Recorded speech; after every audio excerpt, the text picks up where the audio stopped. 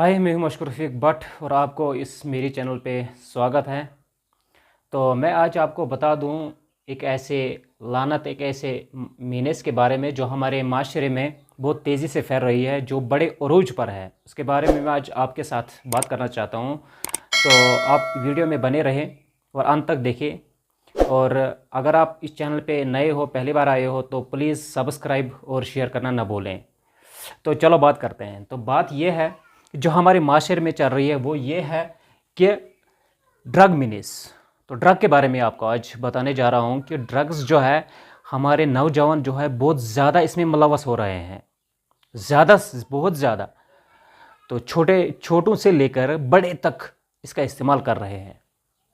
तो थोड़ी सी फिगर मैंने आपको यहाँ पे लिखी है, तो इसके बारे में मैं आज को आपको बता दूंगा।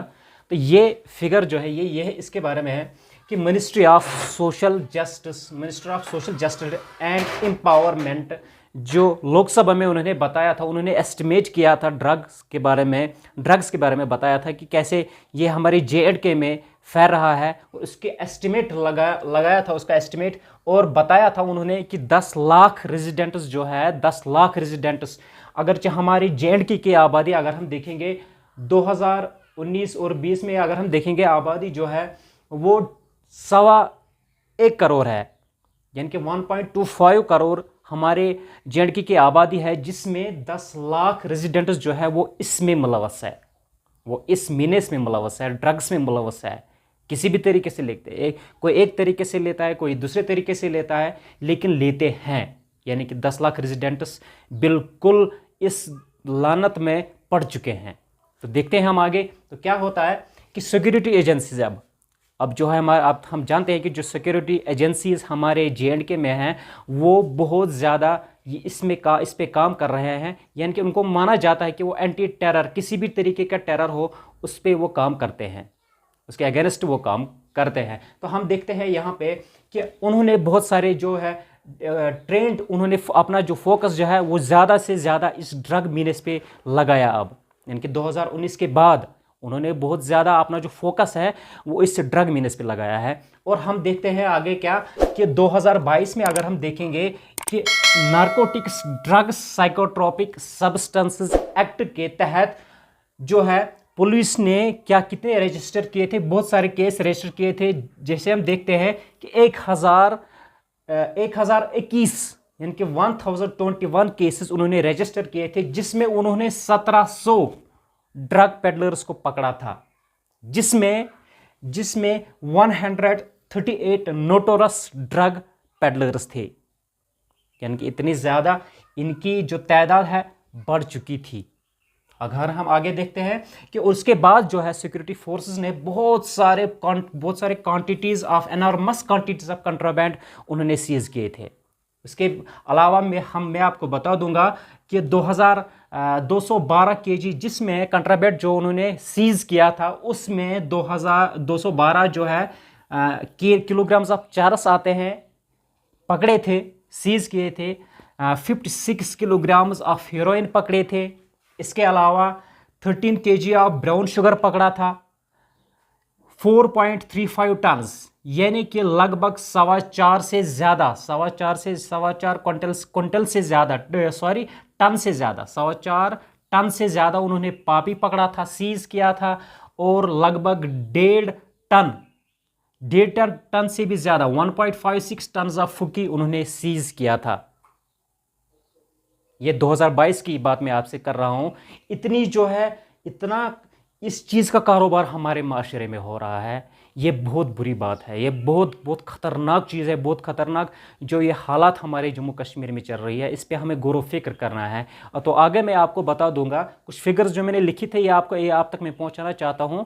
तो इस चैनल के ज़रिए से तो थोड़ा सा मैं और बता दूंगा कि सिक्योरिटी फोर्स जो है उन्होंने इसके अलावा और एक नार्को टेरर मॉड्यूल बस्ट किया था। नार्को टेरर यानी कि नार्कोटिक्स जो थे इस्तेमाल कर रहे थे और उन्होंने किसी जगह वो छुपाया था, वो बस्ट किया था, जिसमें उन्होंने 36 पर्सन्स को पकड़ा था। 36 पर्सन्स को पकड़ा था। ये 2022 की मैं आपसे बात कर रहा हूं। और जो सिक्योरिटी फोर्स है, इसके अलावा अब उन्होंने बहुत सारे कदम उठाए हैं कि जो ड्रग पेडलर्स हैं इनको काबू में लाया जाए, इनको पकड़े, जो ताकि ये जो लानत है ये आगे और न फैले। अगर हम देखते हैं कि आज के ज़माने 2023 आज मई चल रहा है, तो हम देखते हैं कि आज के इस पीरियड में भी बहुत ज़्यादा जो है यूथ इसमें मुलव्वस हो रहे हैं, इस ड्रग्स की मीनेस में मुलव्वस हो रहे हैं, और बहुत सारे जो ख़ानदान हैं तबाह हो रहे हैं इनकी वजह से।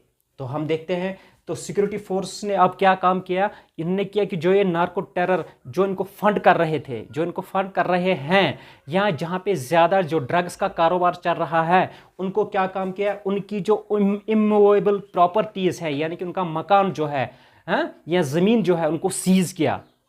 ये सीधी सी बात है, अगर वो लोग जो है ये कारोबार कर रहे हैं, ये जो ड्रग है ये इसको फैला रहे हैं, इसका कारोबार कर रहे हैं, तो सीधी सी बात है कि वो उन्होंने जो बनाई होगी अपनी प्रॉपर्टी बनाई होगी तो वो इसी कारोबार पे बनाई होगी। तो अब मैं आपको बता दूंगा कि वो जो सिक्योरिटी फोर्सेस है, तो गवर्नमेंट ने उनको हिदायत दी कि उनकी जो प्रॉपर्टीज़ है वो सीज़ कीजिए। तो उन्होंने क्या किया, इस funding case related to drug terror, तो इसके तहत उन्होंने बहुत सारे इमूवेबल प्रॉपर्टी सीज किए इन लोगों के। तो ये बहुत ख़तरनाक इशू है, बहुत ज़्यादा ख़तरनाक इशू है। अगर हम इस पे बात नहीं करेंगे, अगर हमारे बड़े जो है या रिलीजियस लीडर्स जो हैं, अगर वो आगे नहीं आएंगे, या जो बाकी जो प्रीचर्स हैं, अगर हम देखते हैं तो इनको क्या है, इनको ज़्यादा से ज़्यादा आगे आना चाहिए। हर किसी गाँव में बड़े लोग रहते हैं, ये तो हमें पता है, बड़े हैं, या जो वेल एजुकेटेड लोग जो हैं उनको आगे आना है। तो इन लोगों को आगे आने के बाद इन नौजवानों को समझाना है, इनको ब्रेन वॉश करना है, इनको क्या करना है, इनको गाइडेंस देनी है, गाइडलाइंस देनी है कि आपको कैसे इन चीज़ों से, इन लानतों से बाहर आना है। तो इस पे हमें बहुत ज़्यादा काम करना है। और यूथ जो इसमें मुलव्वस हो रहे हैं और जो यूथ इसको समझ रहे हैं कि ये गलत है, उन यूथ को भी आगे आना है, बाकी यूथ को आगे बचाने में, इस चीज़ में जाने में। तो क्या होता है कि अगर मैं आपको बता दूं कि कश्मीरी के जो एल्डर्स हैं या बड़े हैं, उनको आगे आना है और इस रोकथाम पाना है। तो आगे मैं इस चीज़ पे और ज़्यादा बात करना चाहता हूँ आपके साथ, लेकिन टाइम इजाज़त नहीं देता है। मुझे पता है कि बहुत सारे लोग वीडियो देख के तंग आ जाते हैं, मुझे पता है, तो इसलिए मैंने ये वीडियो जो है बहुत छोटा बनाया है। तो मैं चाहता हूँ कि आप इस वीडियो ये जो अंत तक आपने देखा होगा, और आगे भी जो इसका सेकंड पार्ट है वो मैं लेके आ जाऊँगा, और उसको भी आप अच्छे से देखिएगा। तो तब तक मैं आपसे इजाज़त लेता हूँ। टिल देन, गुड बाय एंड अल्लाह हाफिज़।